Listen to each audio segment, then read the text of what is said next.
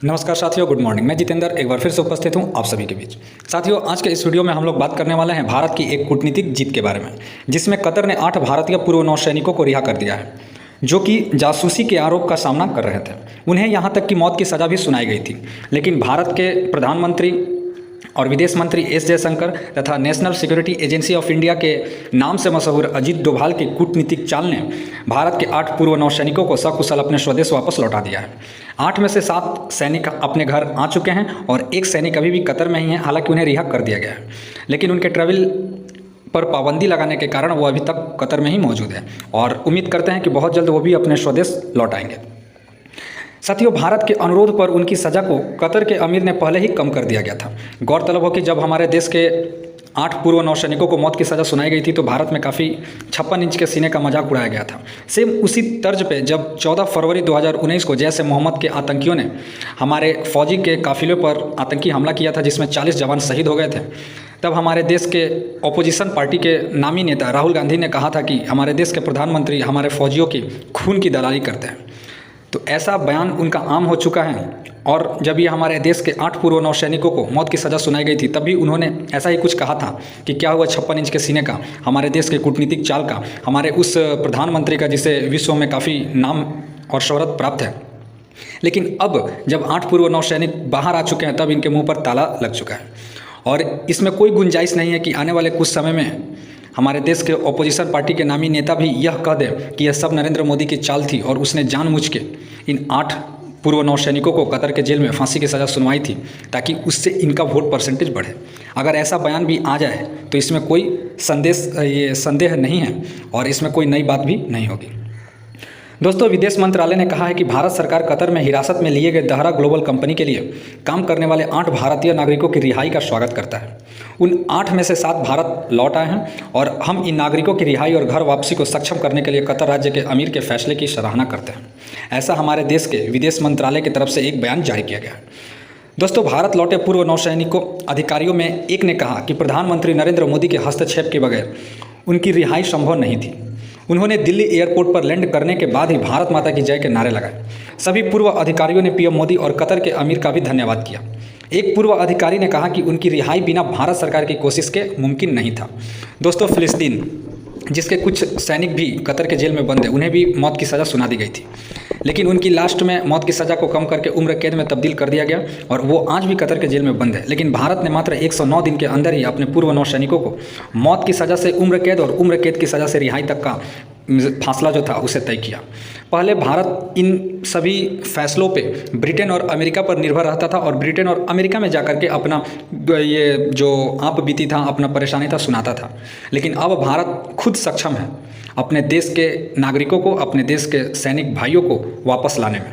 याद होगा अभिनंदन वर्तमान, याद होगा ये रसिया और यूक्रेन का युद्ध, याद होगा इजराइल और ये गाजा का युद्ध, जिसमें भारत सरकार ने युद्ध तक को रुकवा दिया था अपने नागरिकों को घर वापसी कराने में। तो यही है ताकत आपके एक वोट की कीमत। ये एक वोट ही है जो आपके नागरिकों को और हमारे देश के फौजी भाइयों को सुरक्षित प्रदान करता है। दोस्तों, अगस्त 2022 में गिरफ्तार किए गए थे ये हमारे 8 भारतीय नौसैनिक। अलदहरा ग्लोबल टेक्नोलॉजी और कंसल्टेंसी सर्विसेज के साथ काम करने वाले पूर्व भारतीय नौसैनिकों को भ्रष्टाचार और जासूसी के मामले में कथित रूप से शामिल होने के लिए गिरफ्तार किया गया था। हालांकि कतर की सरकार ने कभी यह नहीं बताया कि इन्हें क्यों गिरफ्तार किया गया था, लेकिन कई अखबारों में यही न्यूज़ छपी थी कि भ्रष्टाचार और जासूसी के मुकाबले में इन्हें मौत की सज़ा सुनाई गई थी। यहाँ तक कि इजराइल को कतर से रिलेटेड इनपुट को देने के जुर्म में, देने के अपराध में इन्हें मौत की सज़ा सुनाई गई थी। भारत सरकार ने इस मामले को गंभीरता से लिया और कतर के साथ बातचीत कर उन्हें कानूनी मदद भी दी तथा उनके उम्र कैद को भी कम किया। आपके जानकारी के लिए बता दूं कि बीते साल 1 दिसंबर को जब दुबई में COP28 शिखर सम्मेलन के मौके पर प्रधानमंत्री नरेंद्र मोदी और कतर के अमीर शेख तमीम बिन हमाद अल थानी के बीच बैठक के बाद पूर्व नौसैनिकों की सज़ा को कम किया गया था। इसमें कोई दोहराई नहीं है कि इस बैठक में नरेंद्र मोदी ने अपने भारतीय 8 पूर्व नौसैनिकों की जो सज़ा है उसको कम करने की बात कही ना हो, ऐसा नहीं हो सकता। तभी जाकर के ये बैठक होने के बाद ही इनके सज़ा को कम किया गया था। कतर अमीर के साथ अपनी मुलाकात में पीएम मोदी ने पूर्व अधिकारियों का मुद्दा भी उठाया था, ये न्यूज़ में भी छपी थी। पूर्व नौसैनिकों के मुद्दे पर विदेश मंत्री एस जयशंकर ने भी उनके परिवार के सदस्यों से मुलाकात की थी और उन्हें हर संभव मदद का आश्वासन भी दिया था। दोस्तों, 26 अक्टूबर को कतर की एक अदालत ने उन 8 भारतीय नौसैनिकों को मौत की सज़ा सुना दी थी, जिन्हें अगस्त 2022 में गिरफ्तार किया गया था। हालांकि ना तो कतर एडमिनिस्ट्रेशन और ना ही भारत सरकार ने ही उन अधिकारियों के खिलाफ आरोपों को सार्वजनिक किया है। जब मौत की सज़ा की खबर ने वैश्विक सुर्खियां बटोरी तो भारत ने फैसले को चौंकाने वाला बताया और मामले में सभी कानूनी विकल्प के साथ जाने का फैसला किया। ऐसे में हमारे भारत देश के नेशनल सिक्योरिटी एजेंसी के मुख्य या मुखिया भी आप उन्हें कह सकते हैं, अजीत डोभाल का काफ़ी बड़ा योगदान रहा और हमारे विदेश मंत्री एस जयशंकर ने का भी बहुत बड़ा योगदान रहा और उससे भी बड़ा योगदान हमारे देश के प्रधानमंत्री नरेंद्र मोदी का रहा, जिन्होंने COP28 शिखर सम्मेलन में कतर के अमीर के साथ फेस टू फेस वार्तालाप किया और आज हमारे भारत देश के सैनिक अपने घर वापस आ चुके हैं। दोस्तों, हमारे भारत देश के जो विपक्षी पार्टियां हैं, अगर कोई भी ऐसी प्रॉब्लम होती है तो 1 मिनट भी नहीं कतराते भारत सरकार के ऊपर आरोप लगाने से, लेकिन अगर कोई अच्छा काम करती है तो इनके मुंह बंद हो जाते हैं। जब पुलवामा हमला हुआ था 14 फरवरी 2019 को, तो भी ऐसा ही हुआ था। हमारे देश के राहुल गांधी ने कहा था कि नरेंद्र मोदी हमारे फौजी सैनिकों की खून की दलाली करते हैं और खून की दलाली करके भारत में अपने वोट परसेंटेज को बढ़ाना चाहते हैं।